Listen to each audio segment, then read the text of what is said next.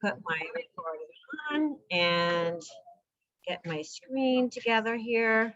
Share sound, optimize. That was a me. Here, is she putting it in the Okay, computer? I know my screen is black. I have to get it back. So she has to I send it. don't know why. Okay. USB, that goes in the phone. Here we go. I was trying to think because that will work because she's on there too. So I also have, that wouldn't help. You can undo that. and if you mute that, Mhm. you log into the meeting and then mute that. And You're then here you one can week, get- did you already complain? I think it automatically mutes too. So do Zoom on your phone. Just go to your link from this morning. Okay, we're just trying to see if I can get my speaker because we don't have a speaker here right now. Our speaker is broken. So the only audio we have is from my computer, which, like I said, we have a lot of people here, so I want to make sure they can hear it. Oh, thank you. Okay, so I'm going to get started while we figure this out because he has a Bluetooth speaker. Stephanie is going. Thank you, everybody. I'm so used to everybody having iPhones that I forgot that you have a. You need to at least be able to see the participants or at least somebody here because, Yeah, that worked. That worked, but you just want to get. okay, there we go. Perfect. Oh, All right. I didn't think I think the floats are different on that. But anyway. I don't think our laptops have. I didn't know if we could set it up through the speaker, like it, or through the video thing like it was prior. Because that was an external thing. It wasn't part of it.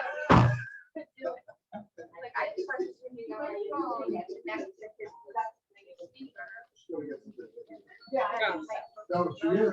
Yeah, that's the only worry. All right, we're gonna see. We're gonna try, guys. So, hello, happy almost Halloween.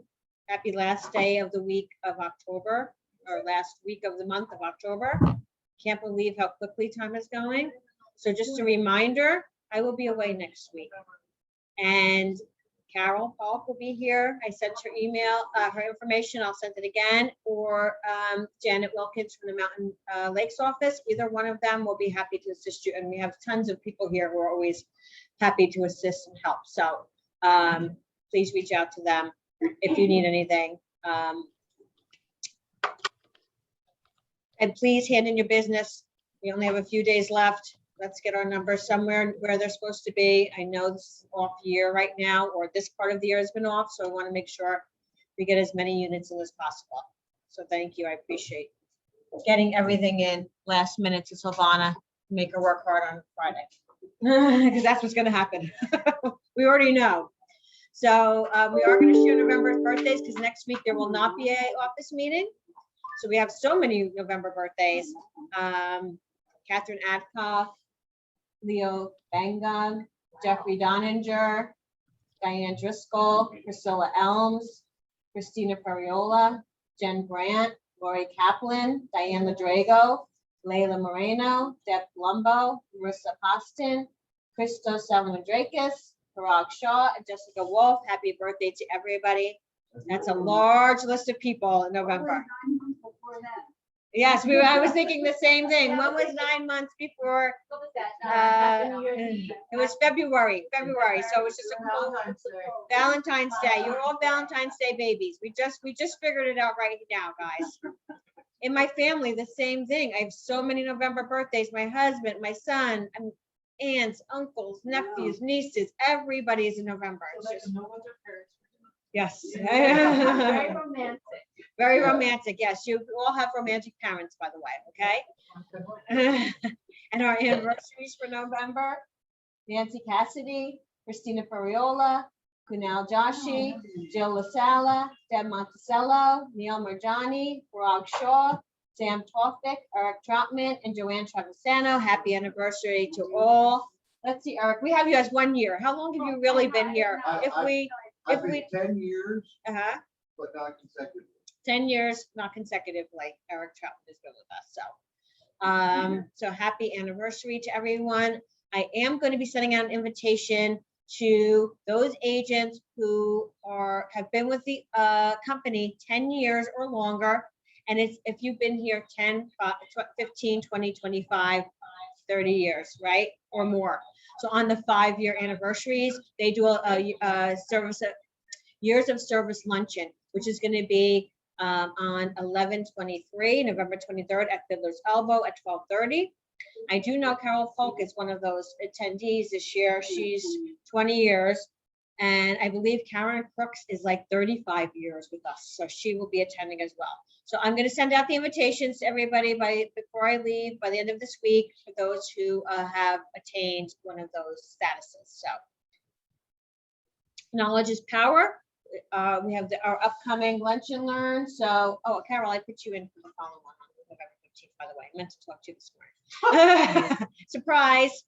I like to surprise Carol because she's so good and she helps out in any way. She's just such a team player that it's like, oh, I'm going to add Carol on my slide and not tell her. Then, it just all works out, right, Carol? So, so remember Monday, November 8th at 12:30. $10 million in the first 12 months of real estate. And then we'll have one on Monday, November 15th with Carol. And then it'll be almost time for Thanksgiving. So we will take that time off and we'll start again in December just to keep the momentum going. So our upcoming events are today, obviously, with Mary Cano, who is on the call with us right now. And then this afternoon, we're doing our office annual Halloween party, which is already decorated here so beautifully. And then our lunch and learn. And then don't forget, Tuesday, November 9th is planning day, 12 to 2 in the classrooms. Okay, so that's our upcoming events coming up. So please mark your calendar.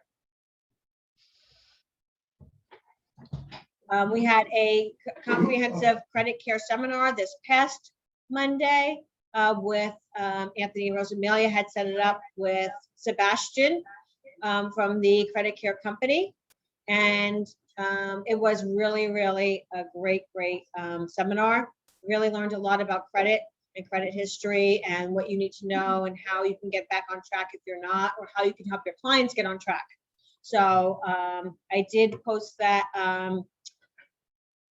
the video recording, which is right there, obviously. I did also post it. It's on the YouTube channel. Okay, if anybody wants to view that. And I sent all his contact information out to the entire office. He said he would do a free checkup for anybody that wanted to reach out to me directly. He would do a free softball on your credit, give any advice and stuff like that too. Also take advantage of it. It's free, and then you can kind of, if there's anything on there to work on, obviously. Yeah, so Anthony was just saying, if you didn't hear that, he did send out Sebastian's information the other day. Sebastian is willing to do a free checkup on anybody if they're looking for it. And then obviously you'll have his information if you need it for your clients. So thank you again, Anthony. And we'll just go through some of the new listings on the market. The lead team has 47 Mount Pleasant Ave in Belleville for $489.9. It looks like new construction. Is that true, Peter? Be done in 4 months. Be done in 4 months. So new construction in Belleville. And Cheryl has 226 Woods Edge Drive in Roxbury for $275. And then Mara has 11 Copeland in Denville for $900,000. That's a recent flip she did. I know there was multiple offers. Not sure if one was accepted yet. Okay, so it's off the market. Gone. No one interfere. Everybody stay away. So let's get to Mary Cano. Welcome, Mary. Hello. Actually put you on the top of the screen so people can see your beautiful face and see if you have any questions. I know I sent you a few questions and I'm sure people will have other questions as we go along. So thank you again for taking the time to be here today. Happy to be here with all of you. I can't see all of you, but those that I can see, it's good to see you all. Hopefully soon we'll be able to do more in-person events and things at the board. We're working on some stuff. So I may ask you a few questions after we're finished about your thoughts with regard to events and things in person with the association. Because we probably will poll our membership of 15,800 members. We are the 10th largest association in the country.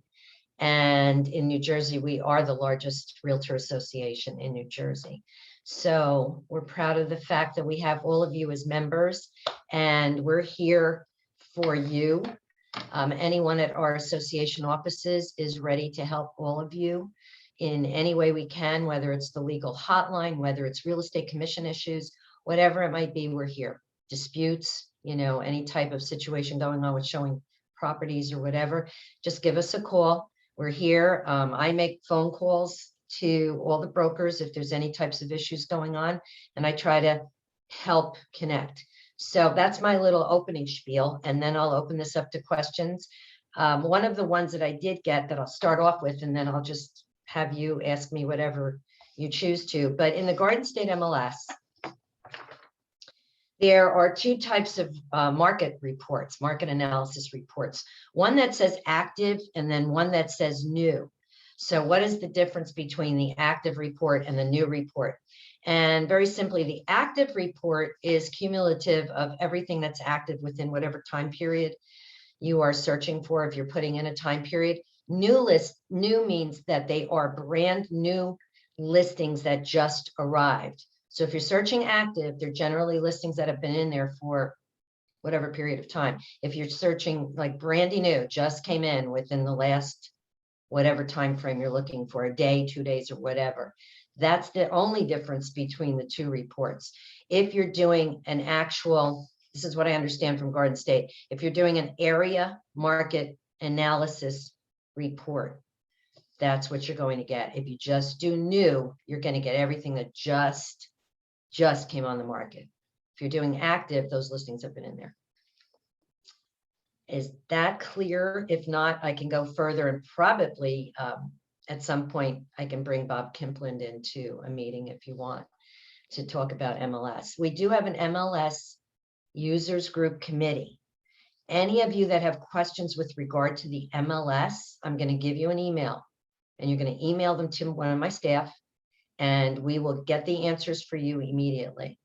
And you can email to Michelle, and that's with 2 L's, Michelle at, and the initials of our board, ncjar.com. See, if you have an MLS question, email it to her. We have a users group. We may already know the answer for you. We meet once a month with the CEO of Garden State. So we ask a bunch of questions, and when we get the answers to those questions, either Garden State will post them or we will post them. So again, use us, okay? And we'll get you whatever we can possibly get you with information. That's it. I don't know if there was another one that you sent me, Missy, but that was the only one that I think I received. Yeah, I sent you another one this morning, which we have a speaker Thank you. here, so it's a little wonky here. So I'm Yeah. going to speak a little lower.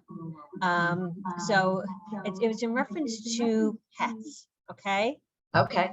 So regarding if someone has a service dog or therapy pet, how do you delineate, can you do, what information can you ask for, all of that information? Like, how do we move forward if our landlord is saying they don't want a pet, but yet people have pets all the time, and now there's these all new different Correct. types of. Okay. There are 2 different types, if we want to call that, with regard to, and by the way, the regulations that come down with regard to pets and with regard to service animals for emotional support. Okay, those are your 2 different types. So there's service animal and there's emotional support. And the regulations from that come down will be between your Attorney General memorandum for the state of New Jersey with regard to protected classes. And it also comes under HUD. Okay, so there's 2 documents, which I'd be happy to send to you, Missy, that you can keep in the office. One is the AG memorandum, which is dated October 7th, which is the latest one of 2020. It was dated October 7th of 2020. That's the latest AG memorandum, and it does talk about emotional support animals in there. And then we have a HUD document that I'd be happy to send you, and that one really breaks it down. So a service animal is an animal that physically helps someone that needs them to physically, a seeing eye dog, someone an animal that is trained to physically help them exist in life. And so that's a service animal. And emotional support, which is the one that's created all of the questions and all of the issues. Emotional support are animals that may not have to physically assist with the person, but mentally, emotionally have to assist. Those are emotional support animals, and they are recognized between the HUD document and the Attorney General memorandum. They are recognized. And if a landlord says absolutely no pets whatsoever, the landlord can do that if they want to, but you would not be able to represent them because they cannot just off the top refuse a service animal or an emotional support animal. Now, what can they do if there is a tenant, a prospective tenant that does have an emotional support animal? They can request a letter from the tenant's doctor, prospective tenant's doctor, not the veterinarian, the doctor, and showing that they absolutely need that emotional support animal to be able to survive, to be able to live and conduct their daily, go about their daily lives. The landlord also has the ability or the right, if it's a multifamily dwelling, to find out if there's anyone in this multifamily dwelling that's extremely allergic, has a life-threatening situation with any type of pet, and would be able to possibly come back and say that it would place an undue burden and potentially a risk for anyone else that's in this multifamily dwelling or building. And they also could potentially, if the emotional support animal is, what can I use as an example? An alligator, a snake. There could be a safety factor there. So the landlord could say there's, could be in a reasonable situation of what that animal could be. However, and this is just a simple thing. If you have a prospective landlord, and that landlord under no circumstances is going to entertain a pet, and they really don't care whether it's emotional support, service animal, whatever, you can't take the listing. There's no way a licensee in the state of New Jersey can get around the regulations, the HUD and the Attorney General memorandum of what our guidelines are. So again, an owner in a two-family house, they don't want any pets. They can do what they choose to do. It doesn't mean that they're not going to get sued just because they have a two-family and they live there. So it's something you just have to, understand that there's no way to come and get around it. So I'll send the two documents over to you, Missy, and you can post them in the office, but they're really good to have. And it's very highly recommended. Keep them with you if you're going on an appointment to get a prospective rental listing. These two documents should be given to the landlord/owner and should be read by the landlord. And if the landlord just says, I'm sorry, I don't care what anybody says, I'm not doing it, you need to tell them to talk to their attorney, because even from their, from themselves, they need to be careful on their own that they're following the regs, and they really need to get guidance from their attorney, their own personal counsel, to help them realize what the regulations are and what they can and can't do, because sometimes they're just not going to believe you. And so be very careful. It's just like a landlord refusing a Section 8. They can't just outright refuse a Section 8. They can have there's things that they can do with Section 8 in terms of verifying that the prospective tenant that's going to be using the program, the Section 8, can afford the differential between what the government's going to cover and what they have to personally cover. They can verify that that prospective tenant is able to meet that monetary, requirement every month. Sure, that's not being prohibitive or invasive, but they can't just outright refuse a Section 8. And again, owner occupied, whatever, they can do what they want. You still have the problem as a licensee. Remember, your real estate license is it. That's it. It puts a whole nother level on top of you of what you can and can't do. Does that help explain those? And I'll get those documents to you, Miss. And I would highly recommend everybody read them. You know, New Jersey protected classes are much more extensive than the federal protected classes. Federal protected classes, I believe, there's 9 of them. With New Jersey, it's, I think, 13 or 14. And you would be amazed what's in the New Jersey protected classes. It's a little eye-opening. So it's really recommended that everybody read those documents and you know what's in there. And I'd be happy to read them to you if you really want to know what they are right now, but I don't want to waste a whole lot of time, you know, going through that. But if you want to know what they are, I'm more than happy to read them. But it's very interesting what New Jersey has as protected classes. And it's, I mean, it encompasses, you know, source of lawful income, breastfeeding. I mean, there's just a lot of things in New Jersey's AG memorandum. So I'll move on from there and I whatever. have a So- question on those 2 things. Later on, we may ask you to read them, because there are a few people Okay. that asked to read it. Okay, I'm gonna pull out Can I my, I do highly suggest, like you said, that every agent reads it. Because what happens is at 9 o'clock on a Friday night, someone's gonna call me and say, what did that paper say that Yeah. Mary was talking about? Well, I'm trying to Yeah. close my eyes because I'm like early sleeper. So I would Absolutely. really recommend that everybody, you know, understand what this is about, because it is your license and your business. your license One is, other question that I do have, and then if anyone else has questions, please feel free. okay, So if I'm looking the for Nancy, I have my, a question. has land listed for sale. Can you hear me, and Missy? they decide, or, you know, in this environment, you cannot get a contractor or a builder for the next 2 years or so, right? So let's say you have land for sale, you have a builder that you know has opportunity beforehand, and you are able to obtain the buyer for that land. Can you then introduce the builder and ask for a commission from the builder as sort of like on the sales side of the thing? So you have the listing, you're selling, and then couldn't you ask a builder to pay the commission as, like, you know, they don't own the property, remember, they're just being brought in. Is that something you can do legally? And, you know, I thought it was a good question, just thinking outside the box. so it can fall under what's called kickback. And that could be an issue, a big one.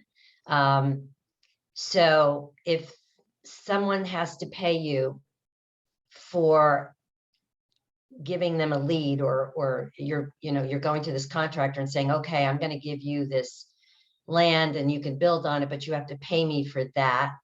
You can't, that's like a kickback where you're not, you can't accept money for something where you don't actually participate in the actual thing that's happening. So you would have to be building the house, in other words, or you would have to be involved in that. It comes under, it's in the real estate commission regs, and I just don't have it pulled out at the moment.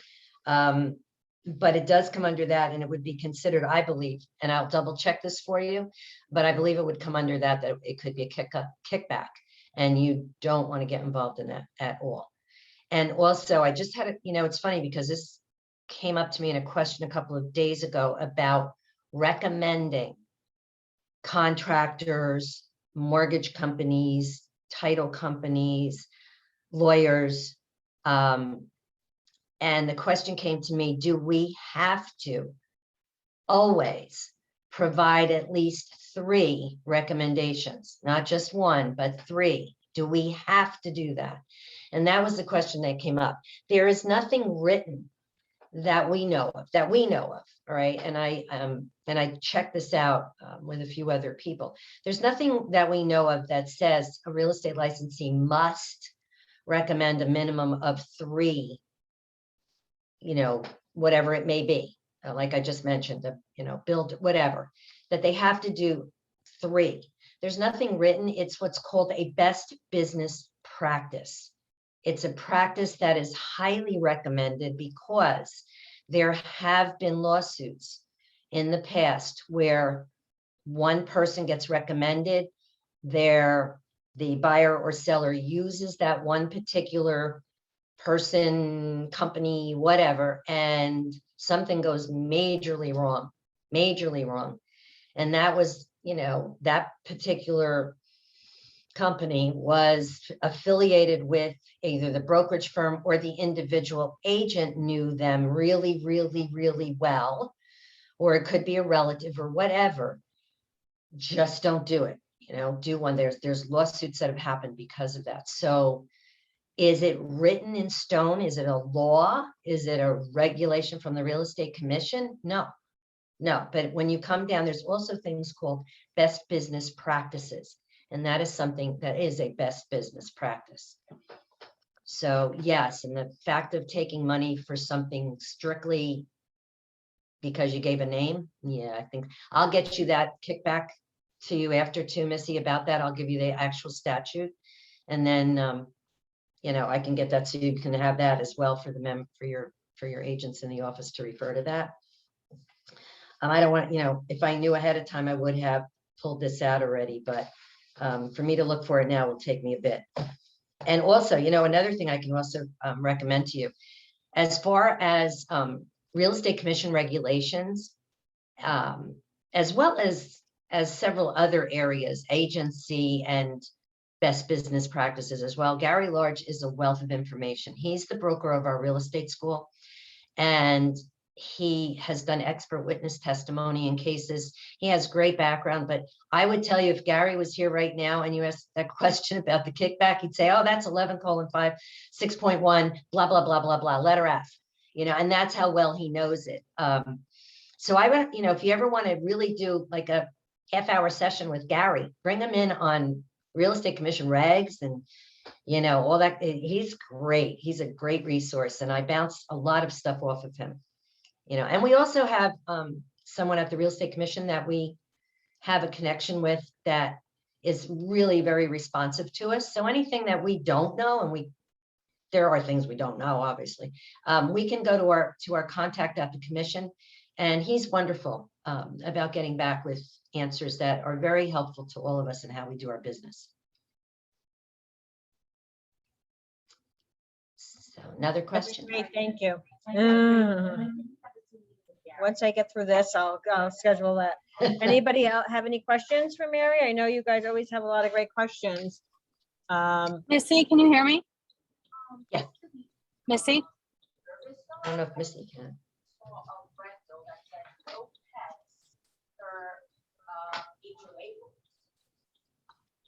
Hey, Missy. Did you hear that, Mary?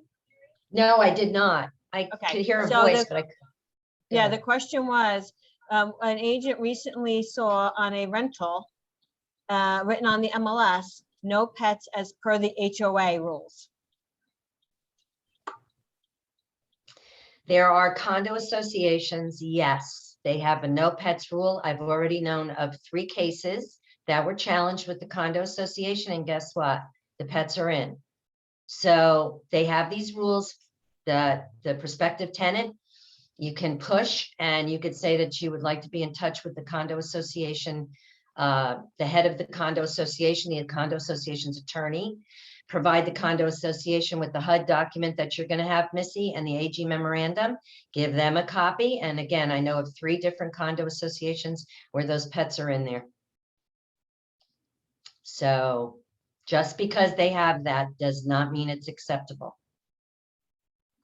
And I know condo associations make these rules. I get it. They have a lot of different things in their association bylaws or whatever they're called, but Hi, Mary.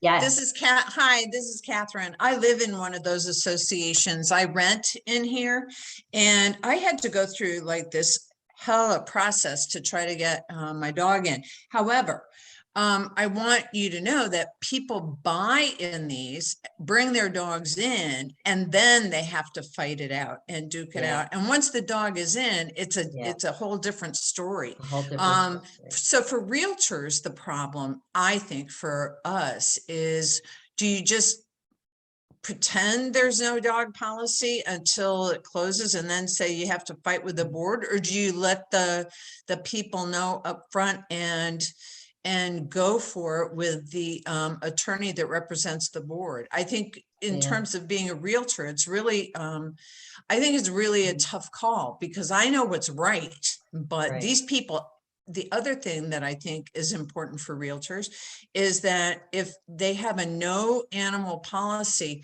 these people hate dogs. I mean, in my community, they absolute hate dogs. Yeah. And so every time I'm walking my dog, you get the Yeah, eye yeah, jabs. So yeah. it's like one of those, it's very interesting because I think it's very complex and people should It just be is. aware of all the dynamics.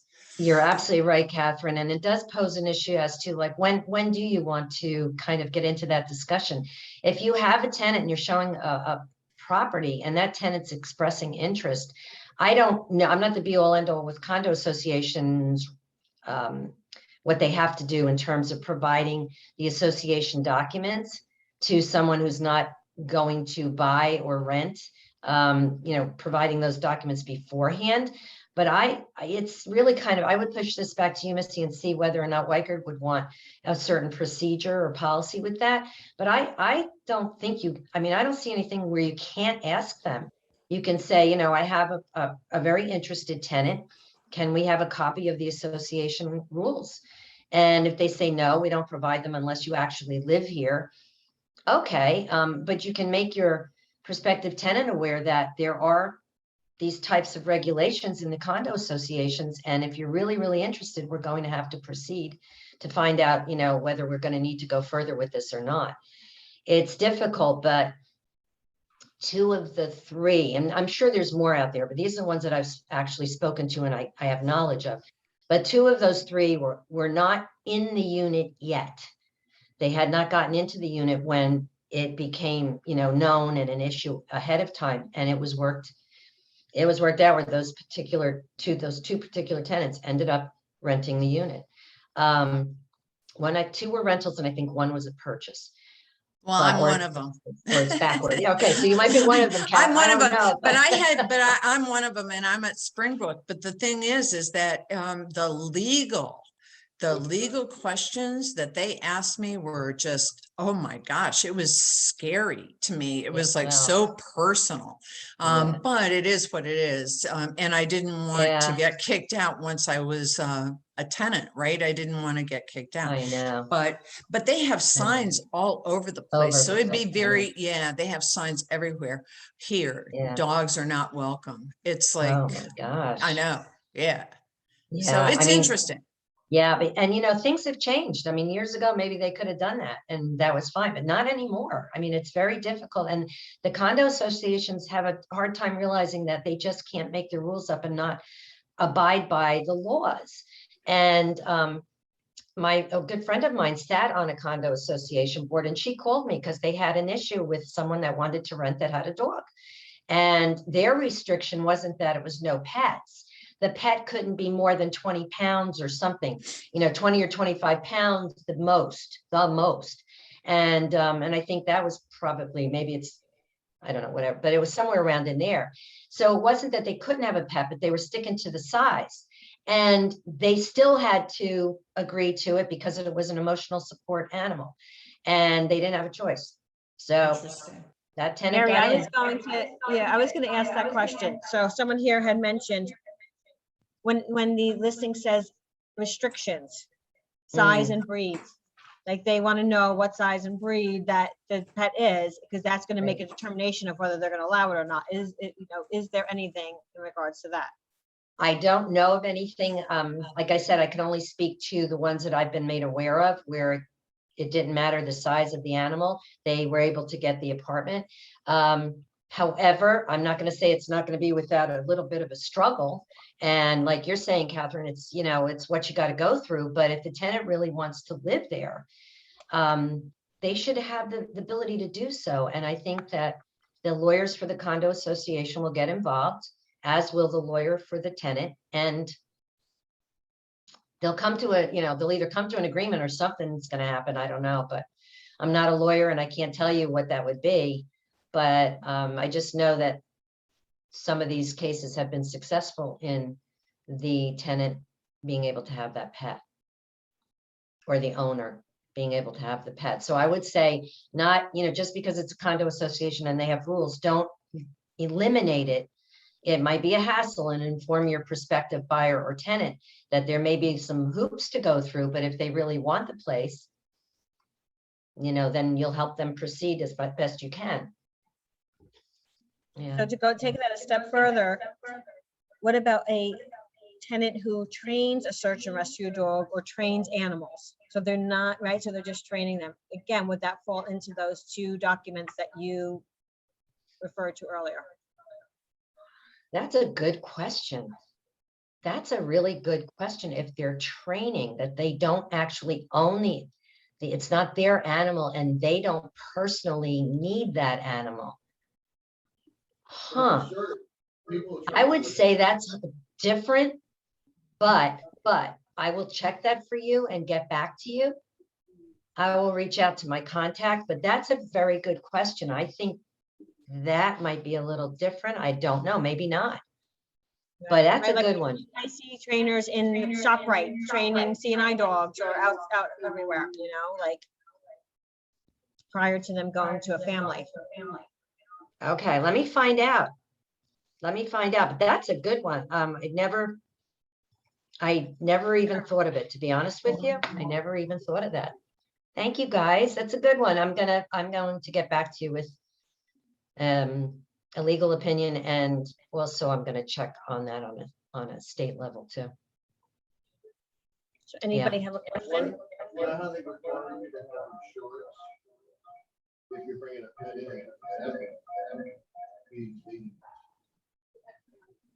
No, a lot of places will have you have to get dangerous pet insurance, liability insurance.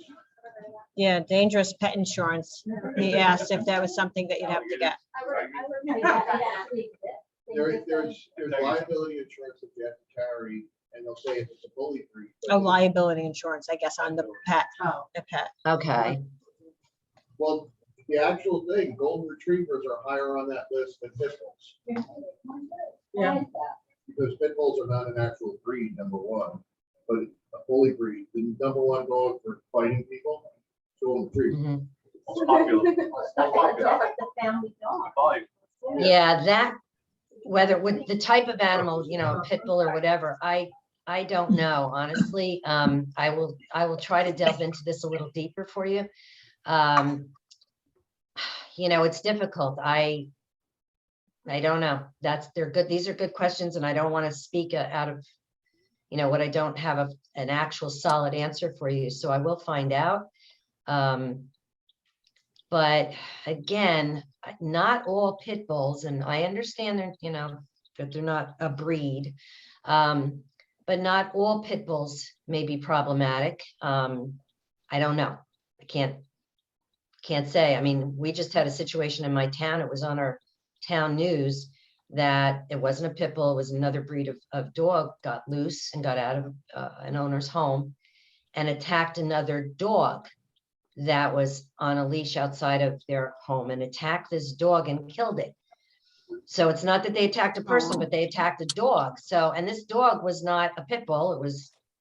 So I don't know if that dog would have attacked a person as well, but it certainly attacked this dog and killed it. So that's that's going to be an issue that they're going to have to resolve in town. And I think they're putting the dog down, but I'm not sure. So, but I'll get back to you with some other answers about this liability insurance or, a trainer for service animals.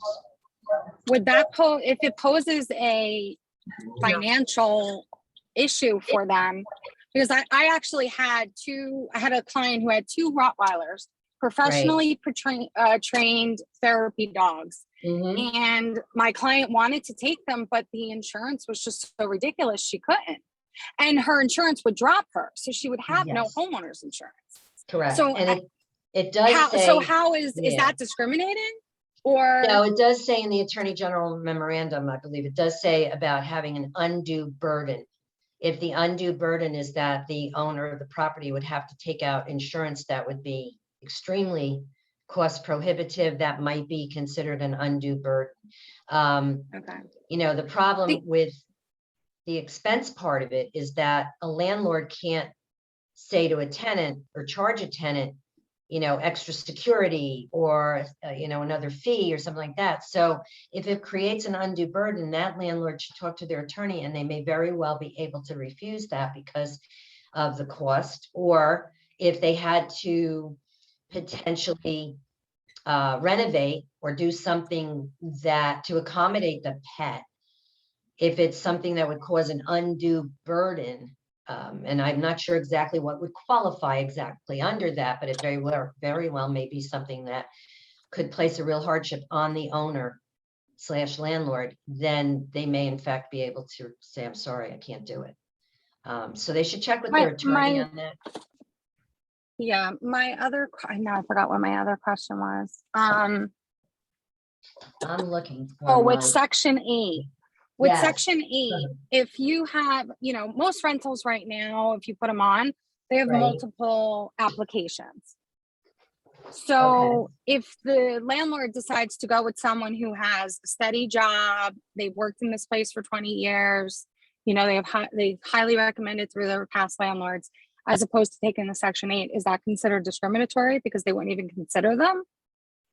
If the landlord is looking, and this irregardless of section 8, any tenants, if there's multiple tenants looking at the apartment, the landlord strictly looks at their financial qualifications or, that they're ready to move in right away or whatever it might be. They need to do that across the board for everyone, not just a section 8. They have to make sure they're doing the same checklist on every potential tenant, including a section 8. Everybody gets the same treatment, and they're making the decision based on those terms, like whatever, and same thing with a sale. As long as they're equally treating every potential tenant, they may be able to just go, it's not a section 8 issue. It would just be the fact that there's a tenant that would be able to move in more quickly or whatever. But, and here's the but, it's highly recommended that they consult again with their attorney before they proceed. And that's the best advice you can give them, is that they have 5 potential tenants, one of which is a section 8. They're all qualified. They are all single individuals or husband, whatever it might be, that there's no discrimination, there's nothing about the protected classes, and that they're looking just at the availability or whatever it might be. They might be fine with that. But again, if there is a section 8 tenant in there or someone with an emotional support animal or service animal, you want them to talk to their attorney before they move forward. Not Weikert's attorney. Weikert's attorney is going to advise you how to proceed, and their attorney is going to advise them how to proceed. And you don't want to go out on a limb and say to them, oh, you'll be fine. You can refuse that section 8. It's not a problem. And they may be able to, but again, the legal advice is the best way to go there. And it also takes it off your shoulder as far as anything that comes back to you responsibility wise. Well, you told me this, you told me that. So again, I'll double check for you, but again, we're going to always back it up. And we're always going to tell you that they need to talk to their attorney.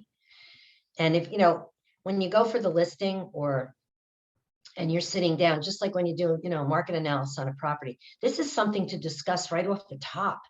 And when you provide those memorandums to the potential landlord, part of that is not just providing those memorandums, but saying, look, here's the potential issue for you to have, prospective tenants that come along, and one could be at section 8, one could be whatever it might be. Get some legal guidance now from your attorney about the different scenarios that could arise so that we know how to move forward. And you can't move forward again if you're going to get any resistance from the landlord. And it's good to just get it up front, and walk away. But they should be getting guidance from legal counsel on renting, without a doubt. Any landlord right now in this, no matter who they are, where they are, they should all be getting legal guidance before they proceed with renting anything that they own. I have Which a is shit. question. Yes. This is Catherine again. I can. Any news about Zillow and whether or not we can say anything negative about them because they're a broker? Do we have to behave any particular way? So we're gonna just simply say, and then we'll stop the conversation. They are a brokerage firm. They are licensed as a brokerage firm in many states. And that's all we're gonna say. Are they licensed in New Jersey? They are licensed in many states, yes. Yes. That's the antitrust quite a few. compliance policy. We cannot You're, speak. you're talking, yeah, we're gonna get into antitrust, so we're not gonna go there. So it's Mhm. basically. Well, no, I'm not. I'm not saying that. That's what I'm asking. Yeah, I don't want, no, I'm recording this and I'm gonna get you in trouble. No, I'm just Yeah. kidding. No, it's fine. It was a joke. they're a Okay, brokerage firm and that's it. They're a brokerage firm, got it. duly licensed accordingly. So So, Mary, something that I Yes. know is a big issue for myself as well as a lot of my agents. In our office, we do a weekly office meeting. During Okay. that weekly office meeting, we go through policies and ethics Mhm. and compliance. I share your newsletters. If I see your frustration in some of them, what's going on in the market, which is our frustration that we deal with here as agents, right, on a daily basis. You know, when the antitrust compliance, no, when the Clear Cooperation 8.0 policy came out, I was very Yes. strict with my agents from the beginning of how to move forward. The Right. problem is nobody else is. So what happens is I share with them how we move forward. They comply because that's the type of agents they are. And then their sellers are saying, well, how come that person has a exclusive down the street or that person had, you're telling me we can't do it, but they're doing it. Why don't I go with that agency then? So there's a lot of frustration because there's no repercussions for anybody. Correct. It's like the Wild West sometimes out there, I feel like. Mhm. And so, you know, where we're here trying to do the right thing, there's a lot of agents and brokerages that don't. And so how do we overcome them? And what do we do when we are having a problem with another agent? Okay, so you're absolutely correct, Missy. I spend a lot of my days trying to educate brokers to follow the rules, to do what they need to do. Some do, some don't, like you do, others don't.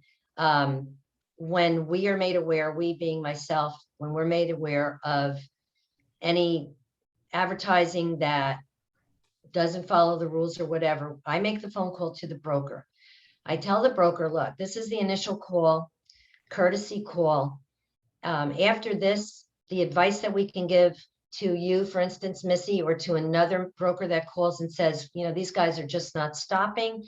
It's persistent. And, you know, we're going to recommend you go to the real estate commission at this point, because and the commission, if they receive a complaint, I mean, they're not out there necessarily walking around right now looking at things, but if they receive a complaint, they will follow up. And we don't want to turn our members over to the commission. That's not our job to do that. But it has come now to a point where there has been discussion that, you know, how do we get this to stop with the brokers that don't pay attention, don't care, don't listen, and agents that are just running around there crazy. And the only way it's going to stop is the commission for the most part. And they are, you know, through what we've been made aware of, but they are aware of some of the things that are happening. And we know that those things are being looked at and are going to be probably more seriously investigated down the road. I can't say that for surety because I don't work for the commission and I'm not speaking for them, but the more information they get, especially if it's the same type of information that's going to them on a consistent basis, then they're going to look at that. You know, they're going to look at what comes into them. But if they don't get it, you know, if they don't know what's going on, they're not out there, that they're not able to go out there and go into an office and say, okay. But we have had situations where advertisements have been sent to the commission by, by another, one company has sent something in that they saw that really was upsetting or whatever, and the commission definitely got on it, and that broker was fined. That broker had to revise a lot of advertising and make it come up to speed, and changed it. And so there is a recourse. It's just that we don't always want to have to go to the commission. I get it. But at some point, we can do so much at the board. You know, we do our very best to say, look, guys, you know, you got to get this done right. And if not, and the other thing you could do, and I know I'm going to hear this back, we don't want to get involved. I get it. But we can't help you if you don't, is file an ethics complaint. File it with us so that we can then proceed with taking care of getting them in front of a hearing panel.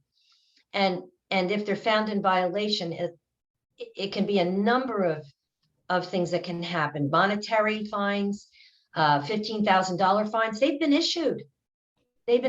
So it's not like it doesn't happen. Yeah, it happens. And when they come before a hearing panel in an ethics complaint, they can be very heavily sanctioned with a number of different things beside money.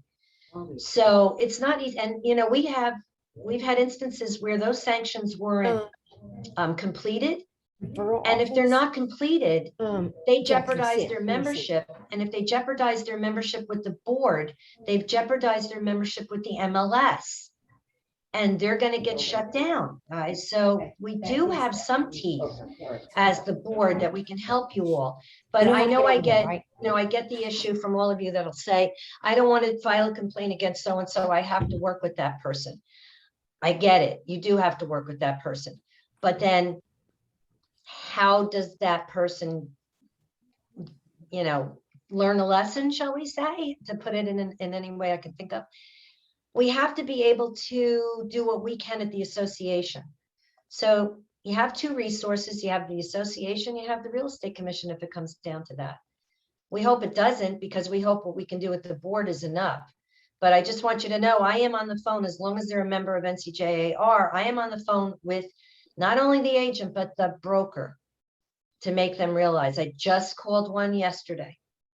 Just called the broker yesterday, and he is diligently following up with the agent about what's happened with that agent's advertising. And I know the broker, and I know it'll get changed. I know it'll get fixed. Mary, So- is there I'm sorry, is Go there a statute of limitations for filing an ethics complaint? 180 days from the date you are made aware of the incident. Thank you. So you see a sign on a property today, you know that sign is absolutely, totally not following the guidelines, or you have any kind of an ethics issue, whatever it may be, any of our 17 articles, okay? From the time you're made aware of that and you actually know the situation, you have 180 days from that time frame to file the ethics complaint.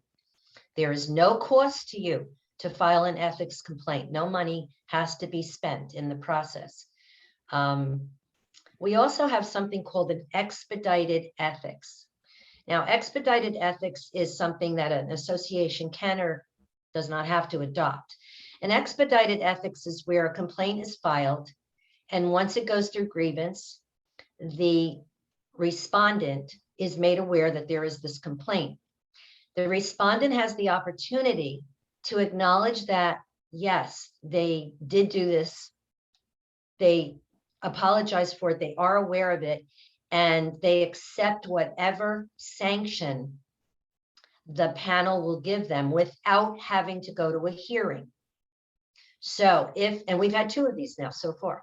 So if, for instance, you know of someone who's done something unethical, you've been, made aware of it, you're very upset by it, you put your complaint together, you send it to the association, we pass it through grievance, okay, it goes to grievance committee, gets passed through for a hearing. At that point, the respondent is sent a copy of the complaint and is made aware. And at that point, we can offer this expedited process if that respondent says, yes, I know I did this. I absolutely accept the responsibility for what I've done, and I accept and will do whatever sanction is given to me. So that can happen. Something new, something that NAR instituted a year or 2 ago. And, so that's something to think about as well, that you may not be involved in a hearing if in fact the other party accepts the responsibility. just some, some thoughts to think about. We do our duties in terms of our ethics complaints, and it works. It definitely, the process works. And the bottom line is that it can result in suspension of membership, and that means you're going to get suspended from Garden State. Now you don't have MLS access. So, comes an issue for you. What if you're an There- agent that's not a member of the Garden State and they did something unethical? Well, Then does we would, it go through you? we would be able to sanction them, and if they're a member of our association, if they're a member. So how an ethics complaint works is this way. When you want to file an ethics complaint against someone else, if that person, that other realtor, is a member of NCJAR, you would file that complaint to NCJAR. If that agent is a member of Greater Bergen Realtors, let's just say, they're a member of another board, Greater Bergen Realtors is their primary association, you would file the ethics complaint to the Greater Bergen board, not to NCJAR. Because the Greater Bergen board is the only association that can sanction that agent, because that's their member. We couldn't sanction that agent who belongs primarily to a different board because they're not our member. So what happens then is, if they're not a member of Garden State, maybe that agent's a primary member of another board out of the area a little bit, and then you would file it there, and then their sanction would include possible suspension of the MLS they're involved in. Most of the time, though, the ethics complaints, in all the years that I've been doing this, the ethics complaints are members, are filed against members of our association, and they do belong to the MLS. Thank you. I don't think we've had, the only time we've had that situation was when we did get a complaint against an agent, and we looked the agent up immediately in our database if we don't know their name right off the top, but we look them up in our database. If we don't find them, we go on to the National Association's membership database. We look them up there, and then we advise our member to file the complaint with the appropriate board. And we give you the name of the board where it needs to go. Thank you. So Phyllis has a question. Hi, Mary. Hi, There are Phyllis. some agencies that say we list at 1%. However, when they go and see the people, they say they put it out at 2%, which comes to 3%. Now, that puts us on a very fair competitive edge, because we can't go out and do the same thing. However, is that a legal thing to say you list at 1% when you go to the homeowner, it's actually 3%? So, very interesting question. I just had that the other day. And I went to the Real Estate Commission with this one. So if there's a sign that says we take one, just say, for the sake of conversation, we are not talking, anything antitrust here, but for advertising purposes and all, if there's a sign that says we take 1% listings, can they do that? As for the Real Estate Commission's purview, yes, they can, because they're saying 1% listing. Now, it would be up to the potential, I guess, seller or other realtor to inquire as to whether or not there's additional compensation that's going to be, required or whatever. But to say initially that we take 1% listings, that could be okay. Now, when I say could be, what we got back from the commission was that it could be okay. However, the commission, if they were to get that, that complaint to them, they might issue a letter to the broker with regard to possible additional clarity or whatever. But on initial view, the answer to me was that it would potentially be okay. But if it was sent to the commission, they would probably look at possibly sending the broker a letter of some sort. If you look at our code of ethics and Article 12 with regard to truth in advertising, could a hearing panel, if that was filed as a complaint that it wasn't clear that it might be deceiving or, excuse me, to the public, or, didn't, well, you can look at Article 12, you can say, misrepresentation to the public, and you file an ethics complaint, a hearing panel might think it is. And an ethics issue is different than the real estate commission, perception of what that is. So a panel could say it needs to be clarified better. And that's in all advertising that you do. It should not be misleading to the public, and and quantifying statistical information, guys. You need to quantify. If you put out there that you're number one in anything real estate related, you better be able to back it up. Okay, so quantify your statistics. Was it this year, last year? Was it in 2019? Was it in 2001 that you were the top agent? Like, what are you talking about? Was it in the last day, month, 2 months? What? Okay, and so we all see them out there. We see a lot of them. I make phone calls on every one.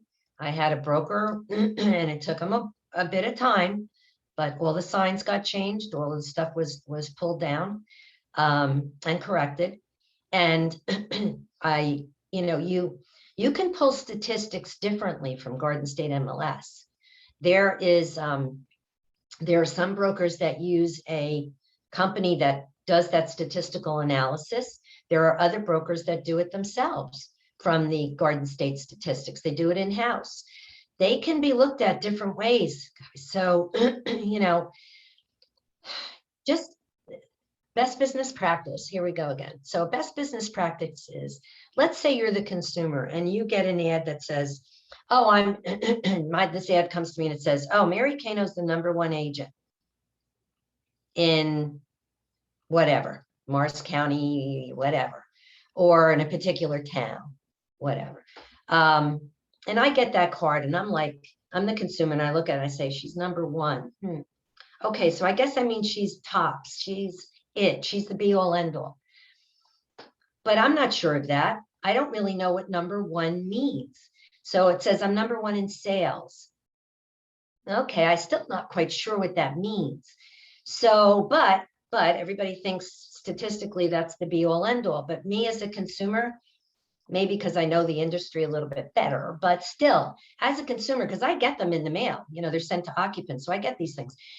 Me as a consumer, I'd be like, okay, here we go, another agent advertising their #1. Okay, what does that mean to me? I would really like to know what that agent does that makes them #1.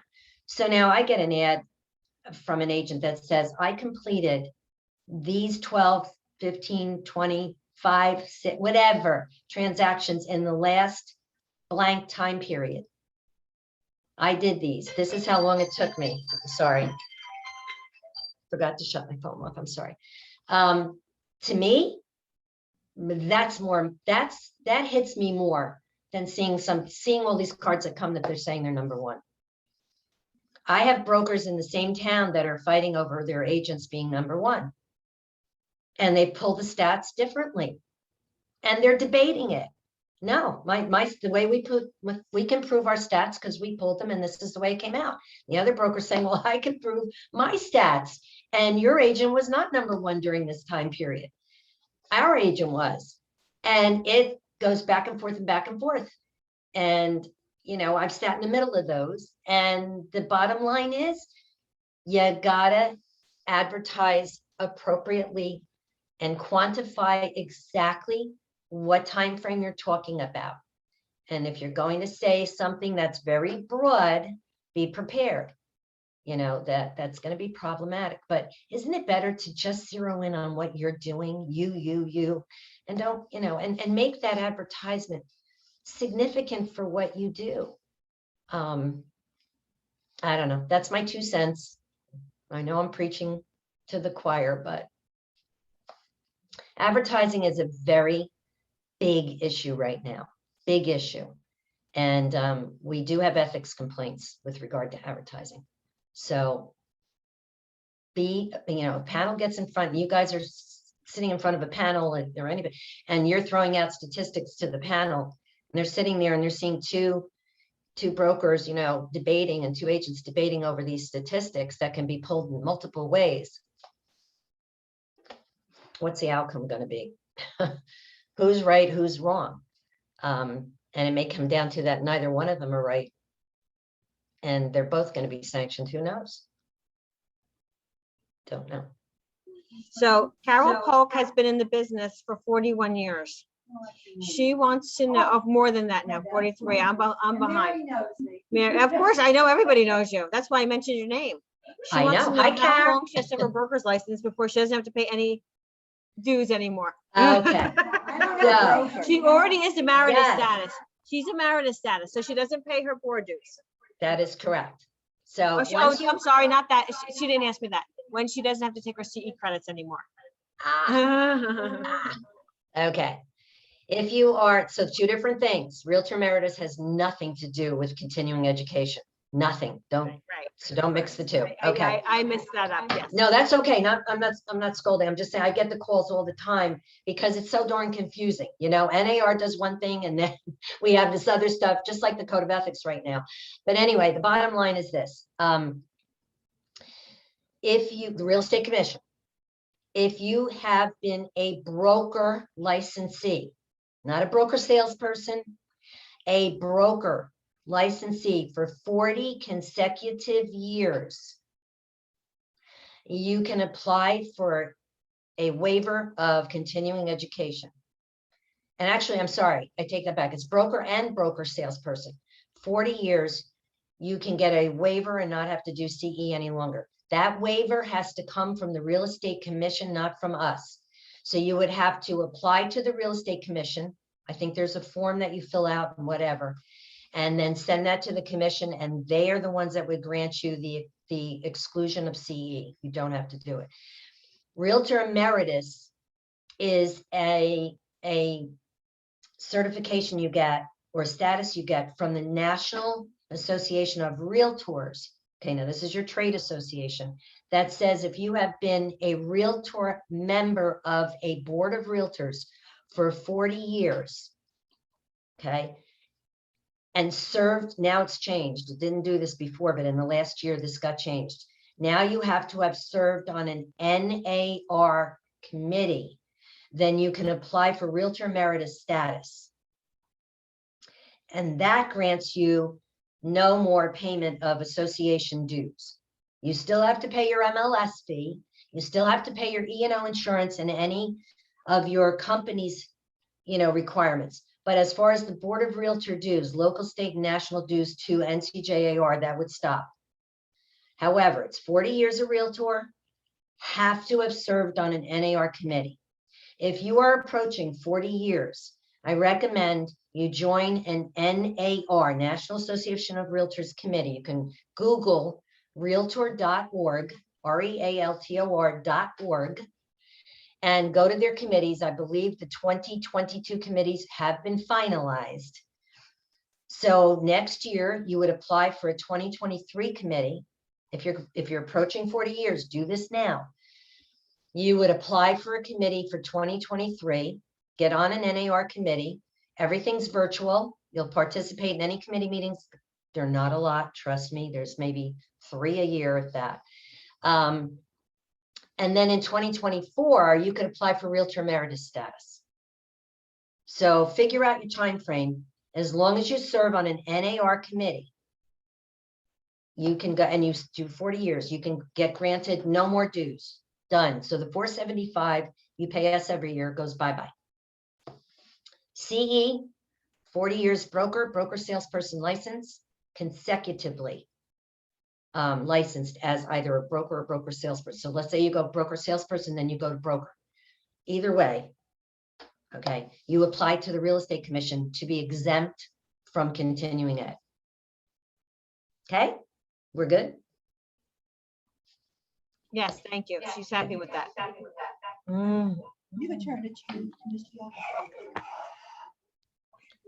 Okay. Anybody else have any questions they have? for Yes, Mary? I do. Go Missy, ahead. can you hear me? Yeah, what Mary, time can is you it? hear me? I can. Okay.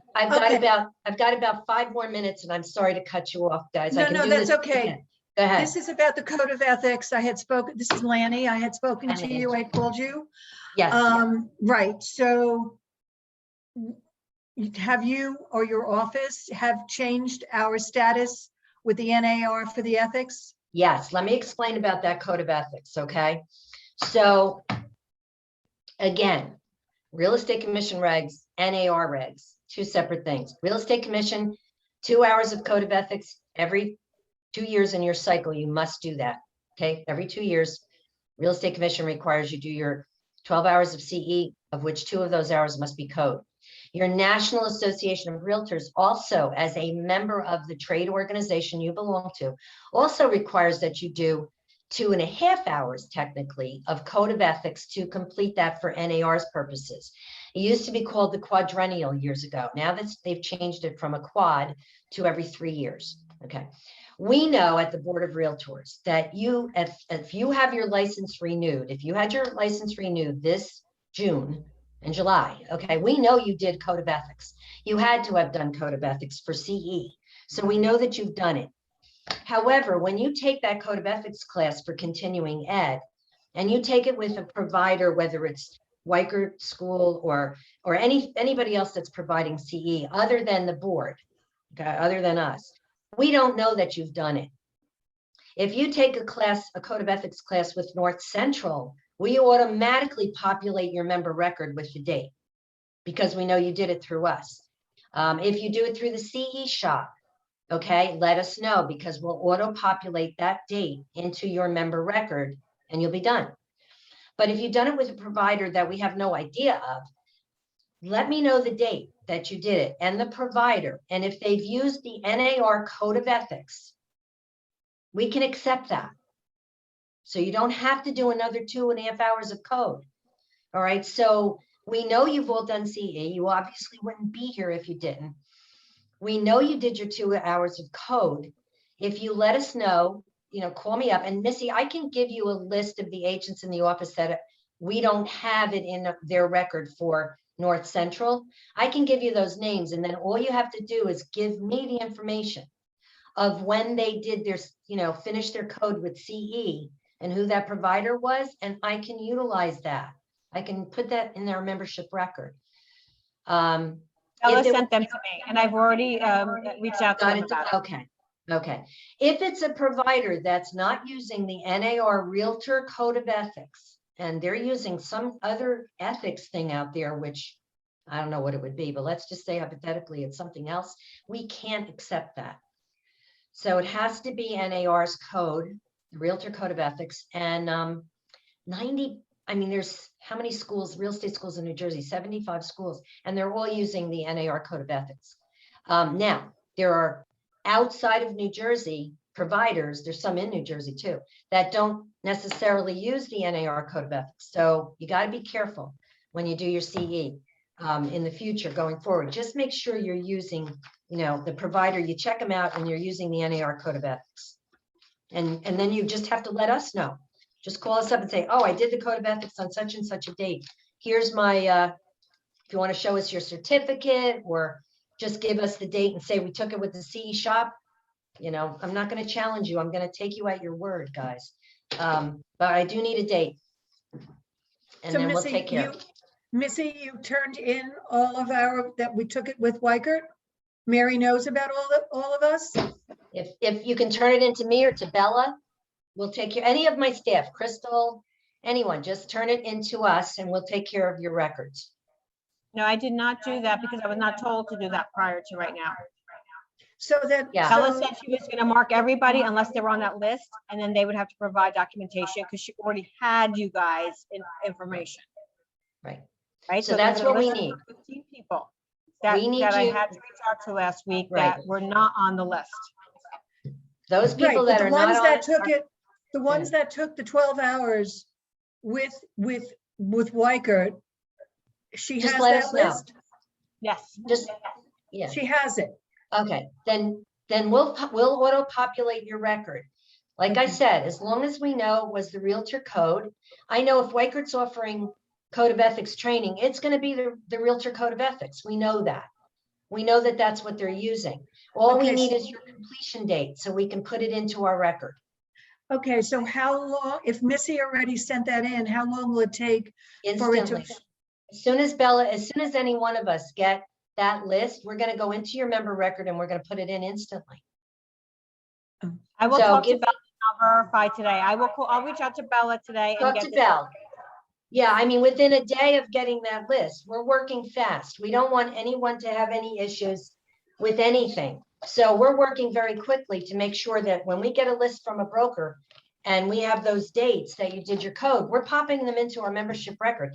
It doesn't take us long to do that. It's a very quick process on our end to put that date into your member record. That gets uploaded to NAR the same night. So let's say we put it in your record today, NAR has it tomorrow morning. Because it Okay, gets Missy, you're saying that you did that. You sent it to them? Missy? No, Lonnie, I was not told about this until today. All I was told was that everybody was fine except for the ones they were sending me an email for, which I got. It was about 15 agents. Those agents I reached out to. So I'm going to circle back with Bella today and make sure I don't have to send anything for you guys. If I do, I will. Okay, I thank can you. tell you right Until now, today, except Missy? for the fact that Bella told me everybody was okay except for about 15, 16 agents. those 15 agents are the only ones you need to get back to her with. Okay, good. because Thank we- you. Yep, okay? So don't worry. I don't want you to worry. Just those 15 agents. The only Yes. reason you got those is because we don't have it in their record. Everybody else, if you didn't get anybody else's name, Lonnie's name or anybody else's name, you guys are good to go. Does the Thank you, PSI Mary. record Thank you of, so much. does the The PSI record? PSI record can help us because it'll give us the date. So if you tell us the PSI and who you took, it should say the provider. And that's what we need to know. And then we can populate it. Okay? Okay, thank you. All right, guys. Sorry to Thanks have so to- much, Mary. Great seeing you. Anytime you need me. And also Gary and I do a road show together. So if you want Oh, both of love us it, back. love it. Okay, We'll look for that. Gary and Mary. Perfect. yeah, we're a team. All right, guys, I'm gonna cut off and leave you and I apologize, but stay well. Good to see you all and call us with anything.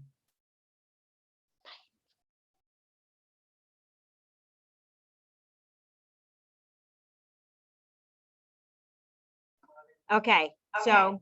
Oh, we have such a.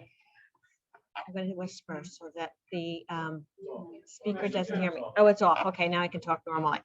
All right, so again, just to go over that, the only people who have to share with me or with Bella, as I put in the email last week, is their completion of certification, but Mary's making it easier, just the date that you completed that CE credits.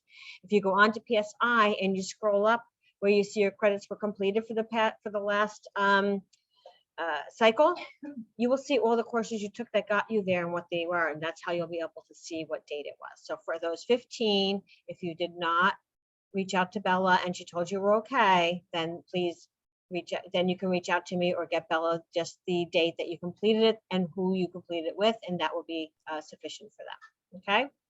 Okay. PSI doesn't show who you completed it with, Missy.